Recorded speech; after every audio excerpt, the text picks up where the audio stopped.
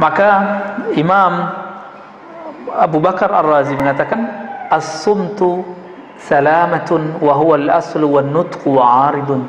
Ini perkataan ulama ahli hakikat. Diam itu adalah asal keselamatan. Berbicara itu adalah awal dari kebinasaan. Maka hati-hati ketika berbicara. Kalau sekarang orang nyebutnya apa? Jejak apa namanya? Jejak digital ya. Ya Allah salimna. Semoga Allah selamatkan kita ya. Amin. Maka saran kepada diri kami dan teman-teman santri mahasiswa, jangan berfatwa dulu, jangan berkomentar terhadap suatu isu keagamaan dulu sampai kita matang di bidang itu, sehingga orang nanti jika track kita dicek ini, kalau bahasa hadisnya ditakhrij, dicek ini orang berubah-ubah nggak, ketahuan Pak, nanti konsisten nggak dia, nanti ketahuan.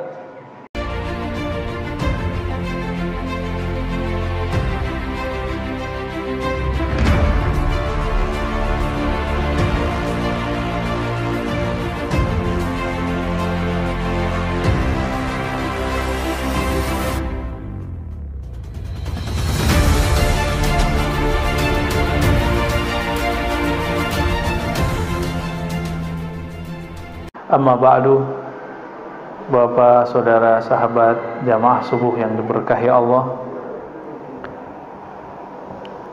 Banyak hari ini orang tidak hanya kena virus badan, tapi banyak yang kena virus pikiran. Mulai dari takut kena virus, takut miskin, takut kena, takut ini dan segala macam ya. Semoga rasa takut itu tetap ada di dalam diri kita, tapi kita bisa kendalikan. Jangan kemudian membuat kita putus asa kepada Allah Subhanahu wa ta'ala. Banyak hari ini orang berkomentar untuk hal-hal yang dia tidak mengerti, cuma karena seliweran di grup-grup yang ada di WA-WA-nya, lalu dia kemudian menjadikan itu bahan ceramahnya, bahan diskusinya, bahkan di-repost ulang, di-share ulang. Pagi ini, pagi yang berkah ini, Imam Muhammad ibn Abi Bakar ibn Abdul Qadir Syamsuddin Ar-Razi yang wafat tahun 660 Hijriah, beliau mengajarkan kita sunai as-sumt, yang berarti diam. Bagaimana caranya diam? Diamnya orang yang tidak ahli ya tidak berkomentar. Hari ini kiai ngomongin corona ya lucu Pak. Sebagaimana dokter ngata-ngatain doa, sampai ada yang ngomong vaksin lebih baik daripada yasin. Nah ini nggak benar. Sebagaimana ada kiai yang menghantam vaksin dengan mengatakan mending kita baca yasin, juga sama-sama nggak benar. Ini sudah melanggar ilmunya dan dia tidak diam dalam kebodohannya. Dia berbicara dengan kebodohan. Maka dalam Al-Quran surat Al-Ahzab ayat 70, Allah Rabbuna Tabaraka wa Ta'ala berfirman, ya ayyuhallazina amanu taqullah, wahai orang beriman, hati-hatilah terhadap Allah. Saya menerjemahkan takwa begitu, hati-hati. Hati-hatilah kepada Allah, itu takwa. Wa qulu qawlan sadida, dan katakanlah kata-kata yang sadid, bukan syadid ya. Sadid. Sadid pakai sin, artinya tepat. Kata-kata yang tepat. Kalau nggak tepat, uskut, diem aja. Jangan komentar. Di zaman serba modern ini, kita bisa komentar lewat sosial media, benar ya? Lewat Facebook, tuh ketahuan tuh umurnya Pak. Kalau Facebook tuh biasanya 30, 40, 50 tahun. Kalau yang anak-anak muda 20-an ya. Terada lagi kayak yang anak-anak lebih remaja, apalagi nama sosial medianya. Macam-macam Ustaz. Ustaz Harun antum berapa Ustaz? Udah tua ya. Jangan-jangan nggak punya IG lagi. Ada satu hadis ini walaupun tidak sampai derajatnya di bawah sahih, yaitu hasan. Al-bala'u muwakkalun bil mantiq. Bala bencana itu terwakilkan kapan terjadinya kemunculannya dengan lisan. Karena semua orang mengatakan Indonesia ini negara bobrok beneran, Pak. Ya. Anak muda udah berani ngomong Indonesia bobrok, ya bobrok sampai ke sana. Itu muwakkalun. Ya. Coba hentikan ngomong itu. Sehari aja kita nggak ngomong gitu, langsung diberkahi Pak hari itu. Pemimpin kita zalim, ya emang pemimpin itu lawannya, kawannya dua aja, nggak zalim adil. Begitu dari dulu. Kalau nggak zalim adil, nggak zalim adil. Coba bisa nggak diganti redaksinya? Pemimpin kita misalnya nih zalim, oke. Coba ganti lafaznya. Pemimpin kita belum sempurna keadilannya. Pemimpin kita baru berusaha adil, belum adil gitu. Bisa nggak gitu, Pak? Lafaznya dihaluskan gitu. Kenapa? Karena bala bencana turun kalau lafaz sudah keluar di sini. Kata-kata keluar di sini. Bisa ya?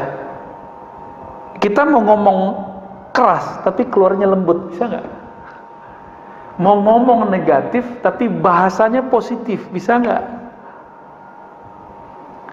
Misalnya dokter nih, ukuran dia pasien ini umurnya 3 hari lagi. Emang dia ngomong ke ahli warisnya, gimana keluarganya? Dah, kamu diam aja, ntar 3 hari lagi paling. Emang begitu? 3 hari lagi mati? Apa begitu? Gimana? Bahasa yang bagus gimana? Doain bapak ya. Ya, semoga diberikan yang terbaik. Itu aja Pak, itu lebih baik.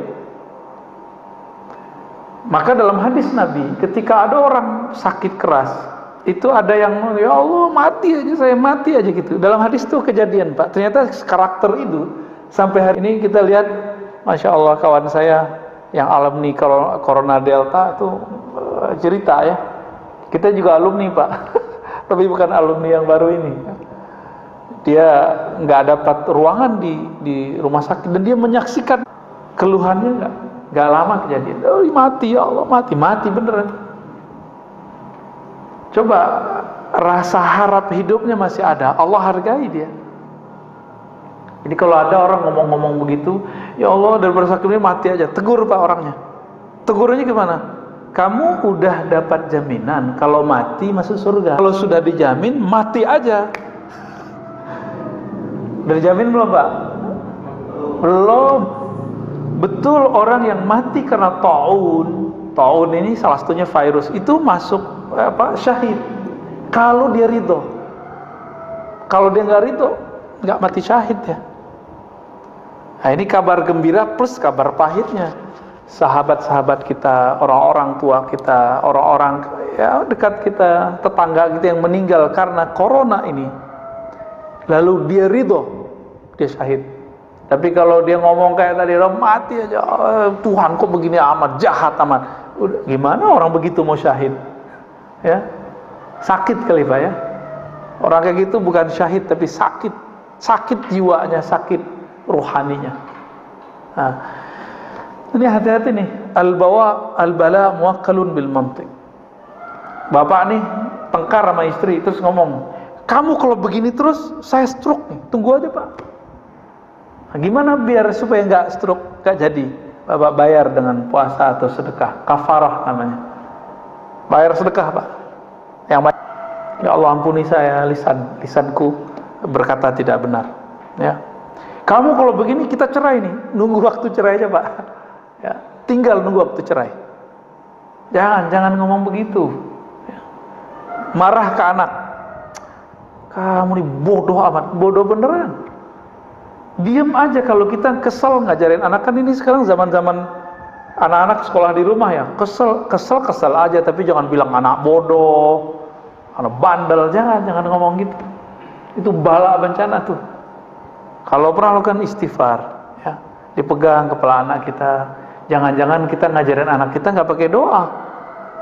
Ya, ini nih ibu-ibu, bapak-bapak ngajarin anak pakai doa nggak? Makanya marah mulu. Kalau pakai doa, mau marah nggak jadi Pak. Mungkin kita menghindar. Ini rahasianya. Baca Fatihah dulu, biar gak marah-marah mulu.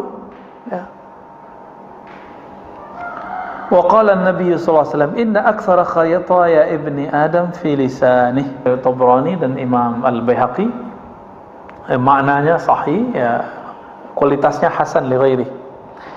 Kebanyakan dosa manusia itu ada di lisannya, benar ya? Maka saya ini Pak, dosa saya lebih banyak dari Bapak. Dari jamaah lebih banyak dosa saya. Kenapa? Saya ngomong terus. Saya ngomong terus Pak. Itu sebabnya sebelum saya memulai, saya diam dulu, meminta pertolongan kepada Allah. Ya Allah, tolong bimbing lisanku, tolong bimbing kata-kataku, supaya tidak berkata di luar. Itu maksudnya Pak. Kalau keceplosan, biasanya kita cepat ditarik oleh Allah.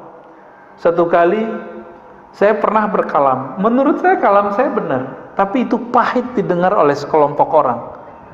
Ya saya minta maaf. Itu karena dibimbing tadi. Kalau nggak dibimbing, nggak ada minta maaf. Walaupun kita merasa benar. Jadi kita kalau debat merasa benar, minta maaf aja. Siapa tahu kita menyakiti orang. Ya, memang ada di sini yang nggak pernah nyakitin orang. Apalagi saya kajiannya ada 3 macam kajian saya Pak. Kajian ilmu tauhid. Itu saya nyerang orang. Tauhid ahlus sunnah kita diserang orang. Ya saya serang balik dong. Mempertahankan diri, mempertahankan akidah kita, manhaj kita. Boleh nggak? Kita dibilang sesat sama mereka, boleh nggak kita balas?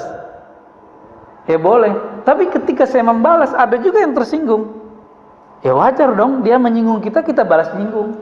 Tapi saya bukan berniat menyinggung, saya berniat menyentuh. Cuma beberapa memahaminya saya keras. Enggak, saya nggak bermaksud begitu. Kita nggak menyimpan kebencian apapun dalam diri kita, karena cukuplah sebagai sumber yang kalau Allah pandang Allah benci ngelihatnya. Ngapain kita menyebar kebencian lagi? Ya, kritik masa nggak boleh? Emang kalau orang kritik kita berarti dia benci atau sayang Pak? Bapak kalau dikritik orang, itu artinya orang itu benci sama kita apa sayang sama kita? Jangan-jangan sayang sama kita. Kita yang salah paham. Ya. Nah, kebanyakan orang, nah ini dosa, makanya dosa paling banyak nanti ada di para khutbah, para orator, termasuk saya ini Pak. Apa buktinya? Coba lihat hari ini di YouTube, di sosial media, di TV, orang perang opini dengan lisan, benar ya? Benar ya? Semuanya, orang ngomong vaksin aja asal asbun bunyi, yang penting bunyi. Orang mengira keren itu bunyi, enggak. Keren, haibah, wibawa itu kadang-kadang nggak mesti orang berbicara. Ya. Tapi karena saya lagi di daulat berbicara, ya saya berbicara Pak ya. Yang penting khutbahnya bukan lagi sholat ya. Ada kawan kita nanya Pak, Ustadz, boleh nggak abis sholat kita baca alhamdulillah? Kan hadisnya nggak ada. Boleh nggak Ustadz, abis sholat kita buka handphone, abis assalamualaikum? Ya boleh, yang penting assalamualaikumnya udah dibaca. Ya. Nggak apa-apa kan? Ya nggak apa-apa. Yang penting baca dulu assalamualaikum baru ngomong apa aja, guling-guling juga boleh. Ya. Wa qala sallallahu alaihi wasallam, ya. Berkata baginda Nabi Muhammad sallallahu alaihi wasallam, hadis ini riwayat Tabrani, man kasura kalamuhu kasura saqatuh. Yang banyak ngomongnya, hati-hati, banyak sakatnya. Sakat itu kalam yang menjatuhkannya. Wa man kasura saqatuhu kasurat dzunubuh.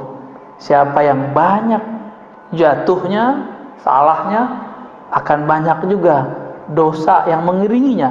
Zunub itu bahasa Arab artinya sesuatu yang akan berakibat di belakang hari. Itu. Wa man kasurat dzunubuhu kanat an-naru aula bih. Kalau sudah banyak dosa, ya neraka yang dikejarnya. Ini bukan panitia neraka Pak. Nabi lagi ngingetin kita, hati-hati sama lisan. Lisan ini ujungnya surga atau ujungnya neraka, dua aja. Ya.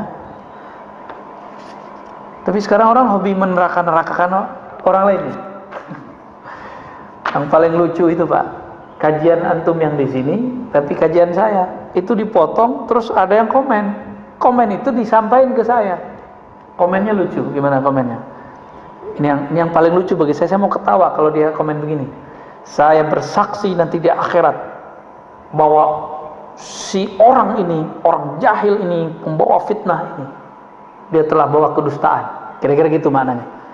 Dia lupa, gak baca ayat.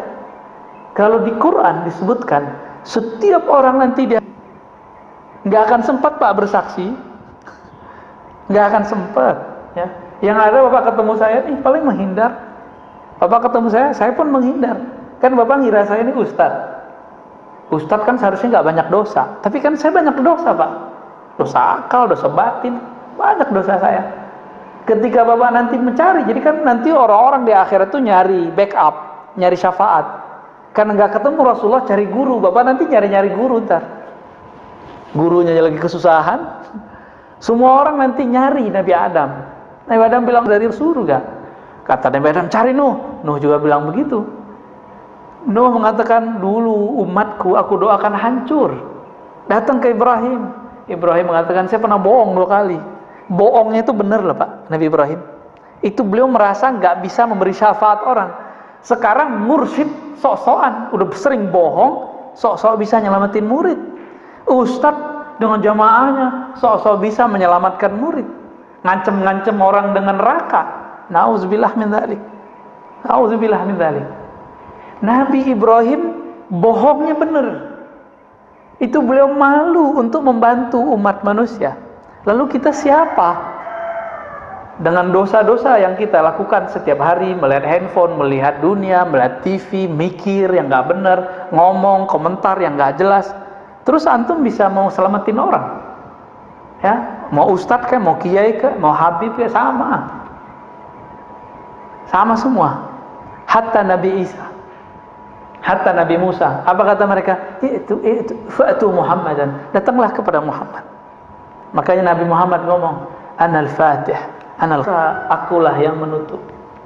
Maka muncullah salawat, namanya salawat Al-Fatih. Itu dari situ tuh hadisnya. Jangan dikira itu bid'ah ya. Salah satu salawat favorit saya setelah salawat Ibrahimiyah yang kita baca dalam salat ya, dalam tasyahud.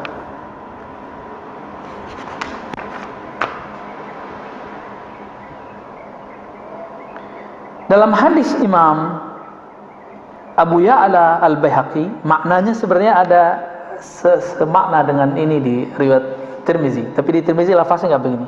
Apa lafaznya? Kalau lihat Abu Ya'la dan Baihaqi, laisa syai'un ashadda minal jasadi illa wa huwa yashku hiddatal lisan. Tidaklah ada keluhan jasad. Jadi jasadnya mengeluh tiap pagi. Tiap hari dia mengeluh, melapor kepada Allah. Ya Allah, kenapa dengan badan? Apa yang dikeluhkan? Tajamnya lisan ini. Nyakitin, nyelekit. Benar Pak ya? Maaf kalau saya nyelekit Pak ya. Maaf kalau saya ini menyinggung Pak. Saya tidak maksud menyinggung, saya maksudnya menyentuh.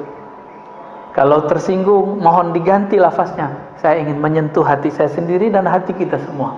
Ya. Dan saya minta ampun kepada Allah kalau saya pernah menyinggung Bapak Saudara semua. Kenapa? Tubuh kita akan protes Pak kepada kolbu, kepada semuanya. Apa katanya? Wahai lisan, tolong kamu jaga.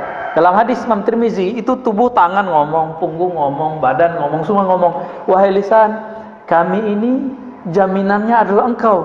Tolong jaga kalam engkau. Itu kalau di hadis Imam Tirmizi. Ya. Maka hadis yang sering kita dengar, ini pedas sekali Rasulullah ngomong, man kana yu'minu billah wal yawmil akhir falyakul khairan aw liyasmut. Hadis sahih ya, hadis sahih Bukhari. Kalau kamu memang percaya kepada Allah, beriman kepada Allah, percaya kepada hari akhirat, maka katakan yang baik atau diam. Ini orang nih di masa pandemi ini ngamalin hadis ini aja beres Pak sebenarnya. Beres ngurus negara. Tapi politisi kan nggak mau, dia ingin menari, ingin meraup suara. Ketika lagi kacau begini, dia menarik. Ya, ingin komentar. Belum lagi buzzer ya. Buzzer kita bingung nih, buzzer siapa nih? Buzzer A apa buzzer B? Sampai kita bingung Pak. Cuma saya alhamdulillah belajar juga fikih jurnalis. Nah, itu kita tahu tuh ya, model-modelnya, dia arahnya kemana, tujuannya kemana. Jadi kalau ada buzzer-buzzer yang nggak saya tertarik, saya skip aja Pak. Karena ujungnya sudah jelas. Ya. Taib. Rahimallahu imra'an sakata fasalima wa qala khairan faghanima. Ya. Ada suatu ungkapan dalam riwayat Dailami, rahmat Allah semoga tercurahkan kepada seseorang yang diam sehingga dia selamat, atau dia berkata yang baik sehingga dia mendapatkan manfaat, ya. Man samata naja wa man najatu qala ihfaz alayka lisanak wabki ala khati'atik. Nabi SAW bersabda, ya, cuma ini riwayatnya semakna dengan ada di riwayat Imam Tirmizi, siapa yang diam pasti selamat. Apa itu keselamatan, wahai Rasulullah? Rasulullah mengatakan, ihfaz alaika lisanak, jagalah lisanmu dan tangisilah kesalahanmu, ya. Menangis itu karena tersentuh atau tersinggung, mirip-mirip, ya. Kita tersinggung nangis juga, tersentuh nangis juga. Ini maksudnya, sentuhlah hatimu sehingga dia menangisi kesalahan masa lalunya. Itu dia. Maka Imam Abu Bakar Ar-Razi mengatakan, as-sumtu salamatun wa huwa al-aslu wan nutqu 'aridun. Ini perkataan ulama ahli hakikat. Diam itu adalah asal keselamatan, berbicara itu adalah awal dari kebinasaan. Maka hati-hati ketika berbicara. Kalau sekarang orang nyebutnya apa? Jejak apa namanya? Jejak digital, ya. Ya Allah salimna, semoga Allah selamatkan kita, ya, amin. Maka saran kepada diri kami dan teman-teman santri mahasiswa, jangan berfatwa dulu, jangan berkomentar terhadap suatu isu keagamaan dulu sampai kita matang di bidang itu, sehingga orang nanti jika track kita dicek, ini kalau bahasa hadisnya ditakhrij, dicek, ini orang berubah-ubah nggak, ketahuan Pak, nanti konsisten nggak dia, nanti ketahuan. Ini digoda dikit sama ini berubah, digoda ini sama ini berubah. Ada yang berubahnya per minggu. Tadi bilang bid'ah, bilang bid'ah. Tadi bilang haram, karena kemudian didesak orang nggak bilang haram. Lagu Indonesia Raya, ya. Ada yang ketawa nih. Ini bukan mau menyinggung, ini menyentuh, ya. Kalau sebelum ngomong, pikirkan dulu. Jangan ngomong dulu baru mikir. Gitu maksudnya. Matengin dulu bahan kita, baru komentar. Makanya sebenarnya Pak, ini mohon maaf, ya. Dulu guru kami, Imam Besar Istiqlal yang lama, Kiai Ali Mustafa Yaqub, itu paling gak suka tanya jawab langsung itu. Tapi sekarang kan zamannya harus tanya jawab langsung. Itu juga sebabnya, kalau tanya jawab langsung ini berbahaya, gak usah dijawab. Bukan berarti si Ustadz gak bisa jawab, dia bisa jawab, tapi kalau berbahaya gak usah dijawab. Itu, ya. Membahayakan dirinya, membahayakan pendengarnya, membahayakan jamaahnya, gak usah dijawab. Wala taqfu ma laysa laka bihi ilm. Kalau kamu nggak betul-betul paham, nggak usah komentar, gitu. Ntar berubah lagi, ya. Dulu ada seorang ustadz mengatakan apa? Haram pakai Sayyidina. Yang bilang Sayyidina Muhammad itu dia lebih pintar, lebih mulia dari Rasulullah. Bulan depan ganti, Pak.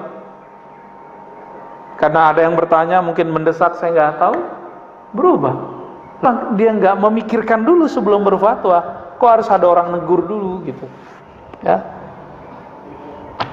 Waqtalafan nas fi tafdili ahadima. Sebenarnya lebih afdol diam atau berbicara kebaikan. Kira-kira nih kalau saya duduk di sini, bagusnya saya diam atau ngomong, Pak? Serius? Boleh nih saya ngomong deh, ya. Jadi kalau posisi saya di sini nih, bagusnya saya ngomong apa? Diam. Ngomong apa? Khairan. Khairan itu artinya dua, Pak, ya. Pertama, pilihan kata terbaik.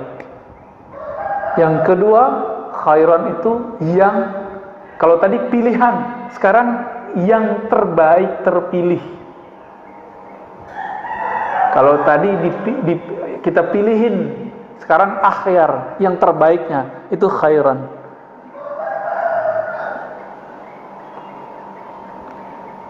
Wal asah anna kulla wahid minhum afdal min al-akhar fi ba'd al-mawadi', lakin al-muwaffaq man ya'rif mawdi' as-sumti wa mawdi' an-nutq, ya. Jadi kadang berbicara lebih afdal daripada diam. Kadang diam lebih afdal daripada berbicara.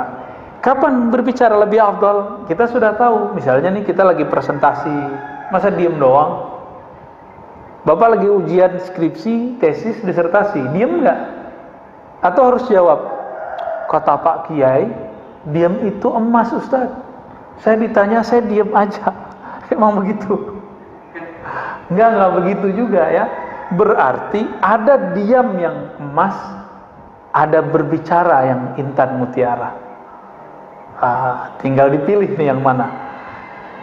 Imam Bishr al-Hafi, salah satu ulama Ahlus Sunnah, ulama salafus soleh yang sufi, beliau wafat tahun 227 Hijriah.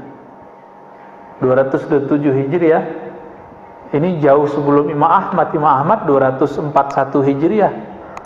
Ini sufi loh Pak. Jadi sufi itu salaf, muncul di zaman salaf. Maka mengingkari sufi, ini mengingkari salah satu pilarnya ulama salaf. Sufi inilah yang ngurusin kolbu. Cuma sayang, ustadz-ustadz hari ini sebagian orang yang pegang mic seperti saya ini kadang-kadang dia nggak mengerti sufi, dia cuma tahu dari orang atau dari buku yang anti sufi, lalu kemudian ngata-ngatain sufi. Kalau Ustadz Harun sufi beneran, suka film film Korea Ustadznya. Apa kata Bishr al-Hafi? Beliau meninggal hari Rabu ya, Muharram tahun 227 ya. Kata beliau, "Idza a'jabakal kalam faskut, wa idza a'jabakal sukut fatakallam." Saya ingat saya dengar kalam ini dari guru saya tahun 2008. Ulama Damaskus namanya Dr. Badi Sayyid Al-Lahan, guru hadis kami.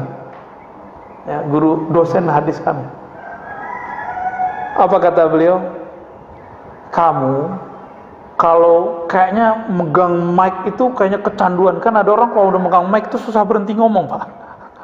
Mau ngomong terus ya. Kalau kayak ketemu mic tuh kayak mau makan mic tuh, kayak anak kecil lagi makan permen tuh. Faskut, diem gitu. Nggak enak dilihat orang. Maksudnya apa? Jika kamu bernafsu dalam kalammu, diamlah kamu. Jika kamu takjub ketika kamu ngomong, oh keren ya saya ngomong, diamlah engkau. Dibalik, jika diammu membuat kamu merasa baik, merasa pintar, merasa lebih suci, berbicaralah. Ini yang disebut dengan mukhalafatul hawa, melawan tarikan hawa nafsu.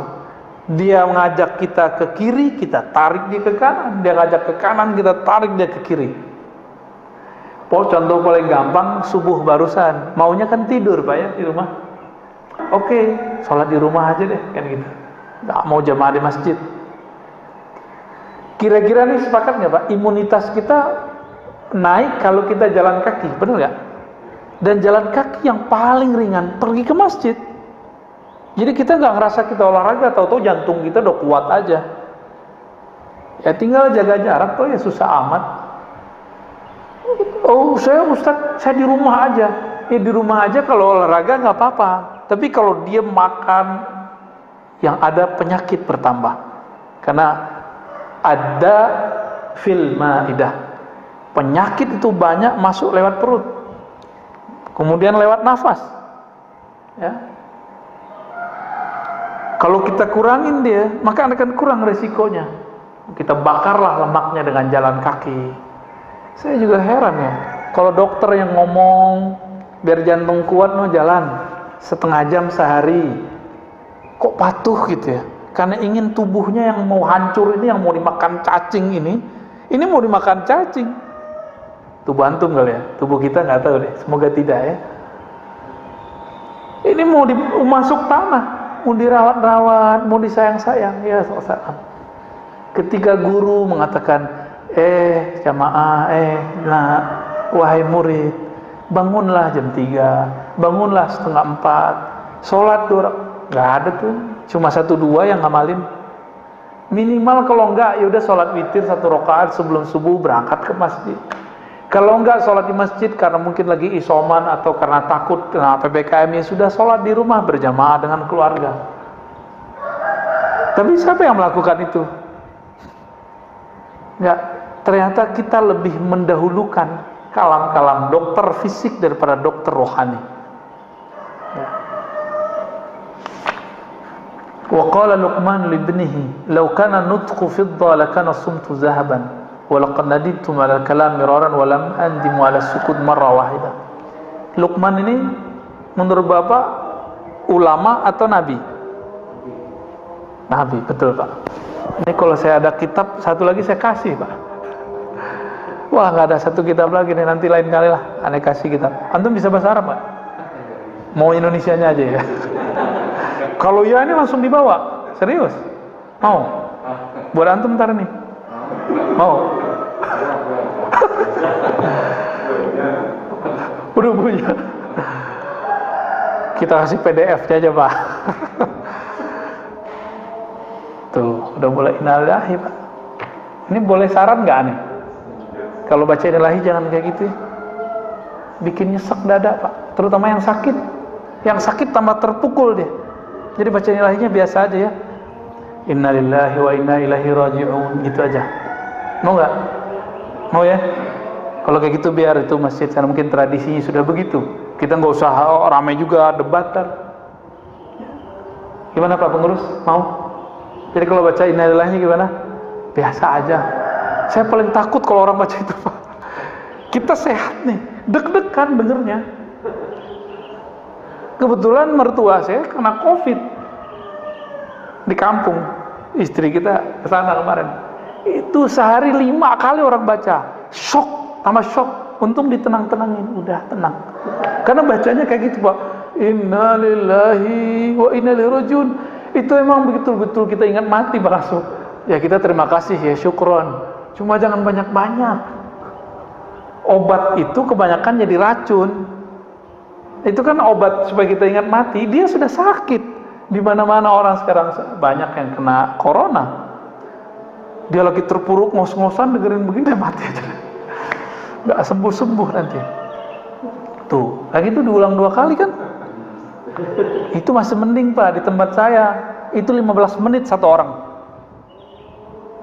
Disebutin keluarganya. Waduh, Masya Allah ya. Mending kalau meninggal 1, meninggal 5. Bisa 5 jam nih ngomong. Tapi mungkin itu tradisi. Saya nggak akan mengingkari juga tradisi mereka. Tapi kalau masjid ini masjid orang-orang yang teredukasi dengan baik, ayo perbaiki ya. Kemarin-kemarin gimana? Begitu nggak? Enggak ya? Kalau perlu nggak usah diumumin. Zaman-zaman COVID nggak usah diumumin kalau perlu. Cukup lewat WA aja. Karena itu menyesakkan sekali untuk orang-orang yang sakit. Kalau bagi kita sih kabar penting. Tapi kalau bagi orang-orang yang sedang sakit ini betul-betul menyesakkan dada bagi mereka. Ini bagian dari diem nih. Mohon maaf ya, bapak-bapak yang sering baca. Luqman sebenarnya beliau seorang nabi. Jadi gini rumusnya. Di zaman sebelum Nabi Muhammad, siapapun yang diberi ma'rifatullah pasti nabi. Tapi kalau cuma diberikan wirid, suka ibadah, belum tentu nabi. Sama sekarang, kalau ada orang diberikan ilmu mengenal Allah di kolbunya, pasti wali. Kalau dia cuma rajin ibadah, belum tentu wali. Orang soleh aja. Tapi orang soleh kan bisa tergelincir lebih parah. Ada seorang soleh, alim, tapi tidak bermakrifat. Didatangi oleh orang yang suka membunuh. Yang dia bunuh udah 99. Masih ingat kisahnya? Apa kata dia? Ente dia bunuh 99 orang. Nggak ada. Dia putus rahmat Allah. Padahal Allah tidak pernah memutus rahmatnya. Orang ini ntar kaget Pak kalau masuk neraka. Yang dia kata-katain masuk neraka, masuk surga. Yang bunuh dia siapa nih? Si Algojo ini. Siapa antara yang masuk surga? Yang bunuh dia. Karena dia ada harapan pengen kembali. Maka kepada diri kita, diri saya yang bermaksiat, diri kita yang bermaksiat, jangan putus asa. Jangan putus asa kepada Allah Subhanahu wa ta'ala. Kata Sayyidina Luqman kepada anaknya, "Lau kana nutqu", seandainya dia ngomong itu koin perak ya, lakana sumtu zahaban, maka diam itu adalah koin emas. Walaqad nadimtu 'alal kalam miraran walam andimu 'ala sukuti marratan wahidah. Nadima yandam lan andam 'ala sukuti marratan wahidah. Aku sering menyesali kalamku berkali-kali. Ngomong sekali, nyeselnya berkali-kali. Pernah nggak? Kok saya ngomong gitu ya? Pernah nggak? Dan orang yang banyak ngomong bukan pada tempatnya, dia akan ngomong gini, aduh gimana? Dulu awal-awal saya khutbah Pak, awal-awal saya ceramah, kadang-kadang yang belum pantas kita bicarakan. Itu selesai khutbah atau ceramah, itu kepikiran dulu, ya Allah, kenapa saya ngomong begitu? Ternyata kita lupa rumus-rumusnya. Sebelum ceramah, minta perlindungan dulu kepada Allah, minta bimbingan Allah Subhanahu wa Ta'ala. Koneksikan hati kita dengan kecintaan kepada Rasulullah, kepada ulama-ulama waliullah, baru kemudian kita ngomong. Semoga dalam bimbingan Allah Subhanahu wa Ta'ala. Dan aku tidak pernah menyesal dari diamku, ini kata beliau, ya. Wa'alam anna sumta ala nawain. Diam itu ada dua macam. Diamnya orang awam, diamnya khawas, para wali. Orang awam diamnya cukup dari ghibah, menggibahi orang, wal kizb, dan bohong, ngomongin orang, mau dia kiai, ulama, mau pemimpin. Kalau kita nggak bisa ngomong yang proporsional, itu gibah namanya. Gibah, baik lewat sosial media ataupun langsung. Jadi kalau kita dengar berita, nggak bisa komentar baik, diem aja. Ini kalau ini diamalin aja Pak, ini beres kan negara kita. Cuma karena semua orang ngomong, di rumah kita aja pasti ada yang suka komentar terhadap semua apa yang terjadi di negara ini, baik dari kejadian pergerakan partai, kebijakan pemerintah, rakyat ini, opini ini, pasti banyak yang komentar, padahal dia nggak ngerti apa yang dikomentari, ya. Waqala Abu Ali Ad-Daqqaq, ya. Lanjut. Yang kedua, diamnya wali. Apa diamnya wali? Imsaqus sultan lisanil haibah. Menahan lisan di saat dikuasai oleh perasaan hebat, kagum. Ini kalau orang rapat atau pada rapat RT-nya ramai Pak. Jadi di saat ngomong itu kayak kita pengen dihargai orang, ya. Bapak rapat masjid nih, kita kalau ngomong tuh kayak pengen didengerin. Itulah sebabnya kita marah kalau kita ngomong orang nggak dengerin, bener ya? Kecuali Bapak ini guru ngaji, ya, murid-murid kita ajarin, dia berisik, boleh kita marah. Orang nggak senang ngomongin kita, lalu dia ngomong lagi, nggak apa-apa, biarin aja. Berarti ada nggak benar dari alam kita, ya. Wadzalika sumtu huwa min adabil hadrah, ya. Nah, kenapa? Karena rasa kehadiran di hadapan Allah, Rasulullah itu ada pada dekat apa itu jauh Pak? Dekat, benar dekat. Serius, udah rasa belum? Kalau Allah dekat, kita kalau dekat dengan orang yang kita hormati, berani nggak ngomong sembarangan? Hei, orang yang suka komentar macam-macam. Kalau kita merasa dekat kepada Allah, Allah itu dekat kepada kita, berani nggak komentar sembarangan? Malu kepada Allah Subhanahu wa Ta'ala, ya. Ini ilustrasi Pak, ya. Di UIN itu, saya kan kuliah di UIN dulu. Yang saya takuti kalau nama satu orang Pak, yang betul-betul kalau ngomong itu saya nggak susah untuk memotongnya dan menjawabnya pun super hati-hati. Itu Profesor Dr. Aziumadi Azra, guru kita. Kalau beliau ngomong atau nanya, itu jantung saya berdebar tuh dulu waktu masih kuliah. Waktu kuliah S3 sama beliau, itu jantung saya berdebar. Makanya waktu disertasi, saya minta pembimbingnya beliau, biar gak diuji sama beliau ntar. Ya. Itu sebenarnya Pak. Itu kenapa? Dan saya kalau di depan beliau nggak berani ngomong sembarangan dan nggak pernah berbicara tanpa data. Kalau depan beliau harus ada datanya. Datanya dibaca dengan metodologi dan approach pendekatan yang pas. Kalau enggak, kamu ini cocok logi, nggak relevan. Ya, nggak koheren gitu kata-katanya. Jadi dulu waktu saya mengajukan outline Pak, beliau nggak banyak ngomong. Saya nggak berani lewat sekretarisnya. Saking saya nggak berani ketemu beliau, Pak. Nggak berani ngomong juga depan beliau. Kasih ke sekretarisnya, outline saya dicoret. Itu banyak outline sampai pendahuluan semua dicoret. Ketika kita baca, itu kayak dia ngomong. Jadi tulisan dia bagi saya udah sama kayak dia ngomong. Ngaco, gitu ya. Nggak koheren, lompat-lompat. Langsung kita rombak. Dan saya cuma bimbingan sekali itu.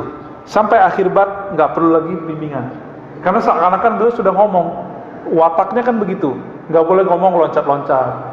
Nggak boleh nulis loncat-loncat. Menggunakan metodologi yang pas. Selesai semua bab, 5 bab langsung kita kasih, langsung tanda tangan. Obat apa? Buah dari diem, nggak banyak ngomong. Ini kalau ada yang lagi kuliah, jangan banyak-banyak diskusi sama teman. Langsung nulis aja, Pak. Loh kenapa? Kalau kebanyakan diskusi, kebanyakan bahan masuk, bingung menulis apa. Ya, menyendiri, beruzlah, ya, menyendiri kalau sudah punya tugas-tugas begitu. Maka diam itu boleh kita bagi diamnya lisan, yang kedua diamnya qalbu. Diamnya lisan dari mengatakan yang tidak benar, diamnya qalbu dari Allah Subhanahu wa ta'ala. Maka tadi ketika imam membacakan ayat, qalbunya diam nggak, Pak? Atau qalbunya jalan-jalan berisik? Atau kalbunya jadi juri? Wah, enak nih. Nggak enak nih. Wah, panjang nih. Tuh berisik tuh kalbunya. Ya bener ya. Apalagi sholat Jumat pas siang-siang ya.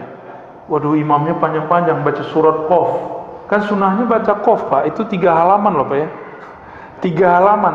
Tapi akhirnya khotib-khotib kita kalau nggak jadi imam cuma alam nasroh. Ya, kulhu. Jumatan kok pakai kulhu? Kenapa? Karena hati jamaah berisik. Pernah kita sholat di satu masjid. Masjid itu udah direbut berbagai macam aliran. Terakhir direbut oleh aliran yang berkunut. Tapi kita sholat di masjid itu subuh nggak nyaman sama sekali. Karena di sini ada ngangkat tangan, sini nggak. Sono nggak angkatan, bagian sini ngangkat semua. Jadi nggak nyaman, Pak. Jadi samping kiri kanan kita ada yang ngangkat dan nggak. Jadi hatinya lagi sholat tuh pecah, dan itu terasa auranya nggak nyaman. Kolbunya berisik. Kolbu kan bisa ngerti bahasa kolbu. Apa kata si kolbu? Imamnya pakai hadis doif gitu. Kata yang angkat tangan, saya ini nggak angkat tangan, berarti dia mukhalafatul imam, dia menyalahi imam. Kan berisik itu hati mereka, sama-sama berisik. Habis itu saya nggak mau datang lagi, cuma 2 kali aja ke sana. Pertama telat, kita nggak tahu. Yang kedua kita tahu. Masya Allah, nggak nyaman sama sekali.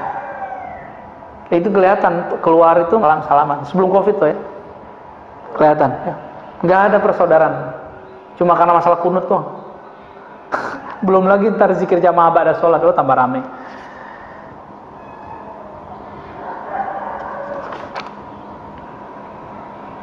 Marido, Pak. Ini bagian terakhir nih. Apa beda tawakal sama ridho? Tawakal itu sumtu qalbihi an talabi rizki. Orang tawakal itu dia ngerti Allah itu ngasih rezekinya, time-nya sudah jelas. Maka dia diam, nggak ngeluh. Sumtu qalbihi, diam kolbunya dari menuntut. Ini contoh, Bapak belum diam nih. Ustadz, saya udah doa, tapi kok belum dikabulkan, berarti kolbunya belum. Kapan ya? Berarti kolbunya berisik itu. Kedengeran nggak sama telinga kita? Enggak. Tapi kalau orang yang punya kolbu tahu.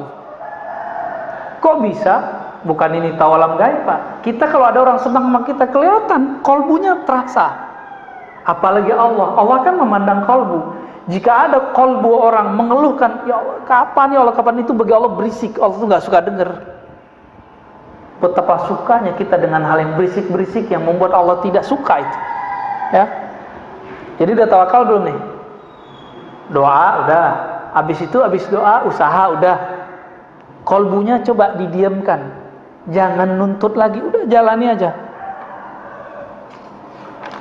Lalu ridho apa di atasnya? Sumtu qalbihi an harakatil i'tirad.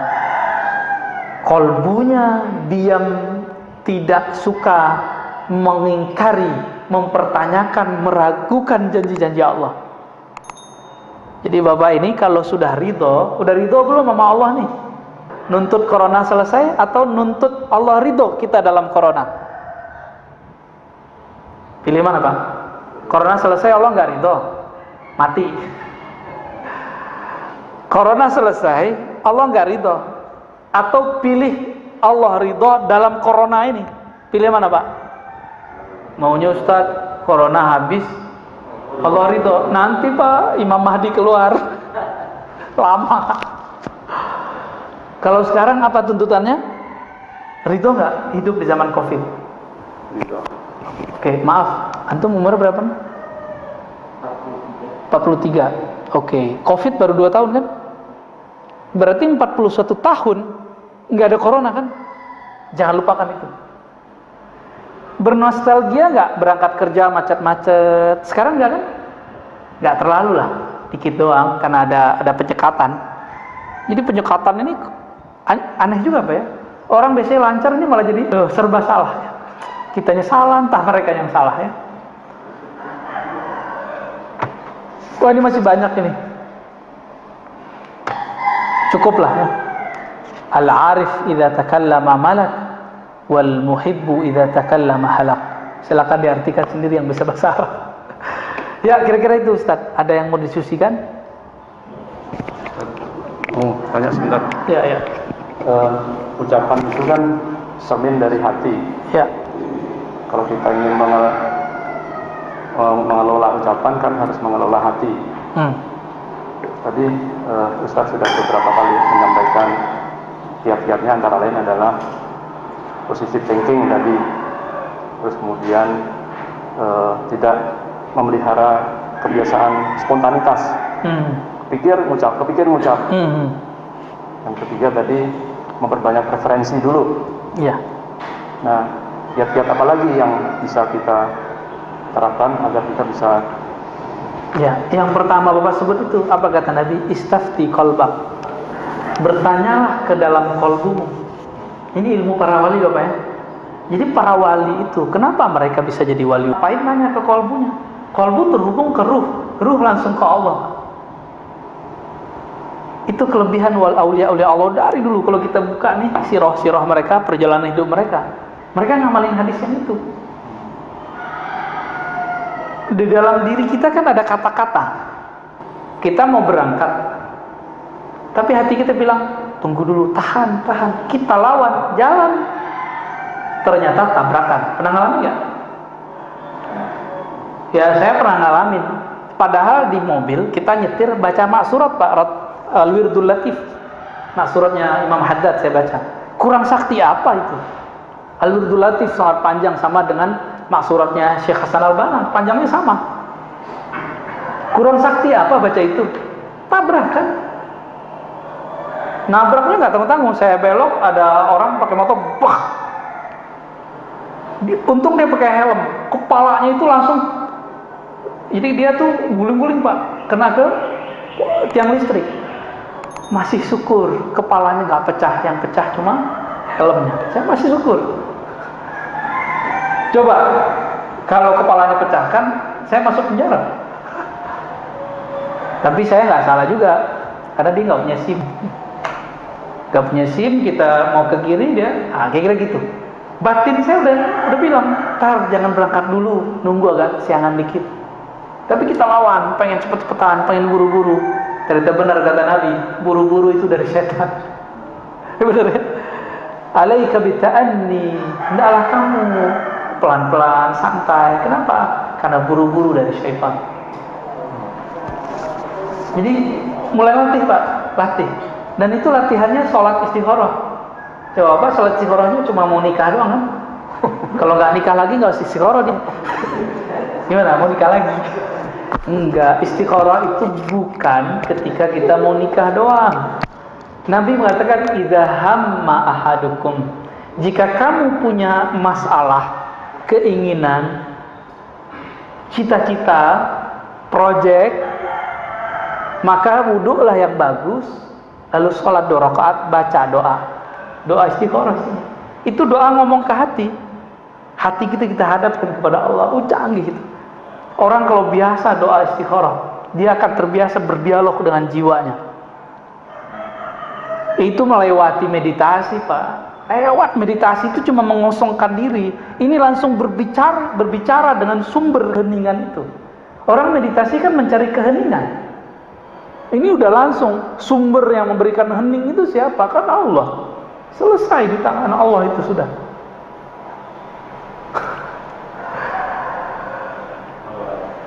Ya, udah cukup. Waduh, antum mau nambah? Nah ini Ustaz, kalau dosa yang mulut itu kan dikawal dengan kurang bagus ya. Nah, terus kalau jari itu gimana Ustaz? Sama nggak dengan kalau kolbu itu punya makna, diterjemahkan oleh lisan. Karena dulu sosial media itu cuma ngomong. Orang Arab kan pakarnya ngomong, maka mereka bisa mengubah kalam dengan syair-syair yang indah. Sekarang lebih canggih. Sekarang pakai apa? Isi kolbu bisa diterjemahkan tidak hanya oleh lisan, tapi bisa diterjemahkan oleh jari. Semuanya diminta persaksian.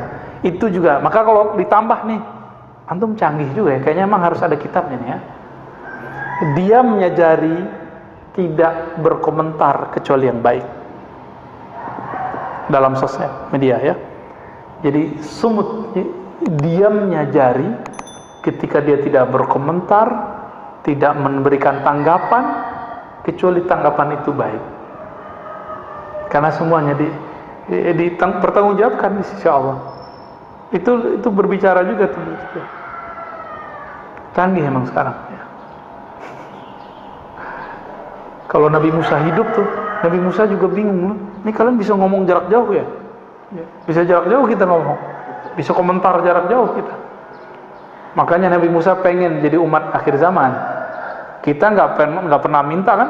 Pernah minta nggak dulu? Nggak inget ya? Sebenarnya kita pernah minta, tapi di alam lain. Ya, ada Ustaz Harun. Ya, dibacain, silakan. Izin nanya Buya, karena kita tidak boleh zalim terhadap siapapun, bahkan diri kita sendiri. Pertanyaan, bila kita merasakan keinginan untuk minum khamar atau maksiat, bila kita hindari ini, malah zalim. Maksudnya apa itu? Kita nggak mau zalimin orang. Terus? Ya, izin nanya Buya, karena kita tidak boleh zalim terhadap siapapun, bahkan diri kita sendiri. Pertanyaan, bila kita merasakan keinginan untuk minum khamr atau maksiat, bila kita hindari ini, malah zalim. Ya, nanyanya polos banget ya. Ya, bagus. Jadi ada konsep sebagian orang, zalim itu tidak mengikuti keinginan, bukan. Zalim itu lawan dari keadilan. Keadilan itu menempatkan sesuatu sesuai tempatnya, fitrahnya. Kita difitrahkan nggak maksiat? Difitrahkan nggak? Diperintahkan nggak untuk minum khamar? Maka di saat ada keinginan itu kita nggak penuhi, emang kemudian jadi zalim? Enggak, justru kalau kita ikuti itulah yang zalim. Ini contoh yang sering saya pakai. Anak kita umur 10 tahun minta beliin motor, dia pengen pakai motor. Bapak kasih atau bapak tahan? Zalim ketika bapak menahan, duit ada padahal. Itu zalim atau adil?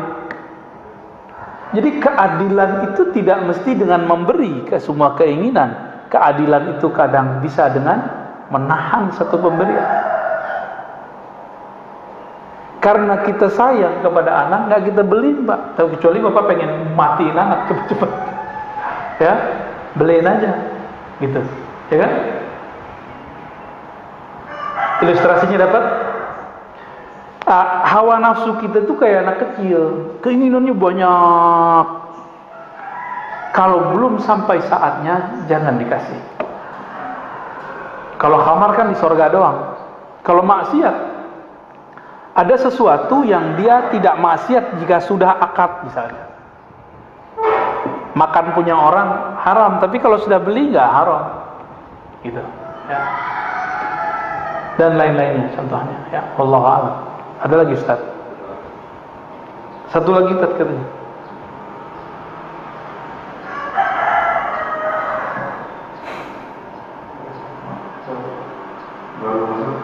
Ya. Cara mengetahui kabar yang dari Allah atau dari syaitan, bagaimana walaupun kabar itu kelihatannya baik? Kabar ya?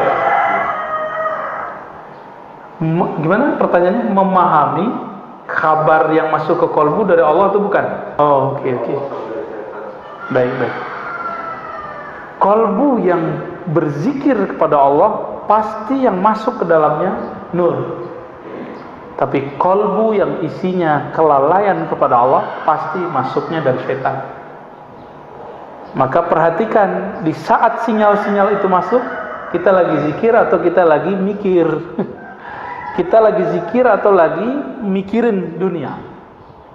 Kalau lagi mikirin dunia, walaupun casingnya casing akhirat, itu tidak baik. Jangan diambil. Ya. Itu indikatornya. Dari mana itu? Dari hadis Imam Ahmad, hadis Imam Tirmizi. Setan itu dan malaikat mempunyai belalai khusus ke kolbu.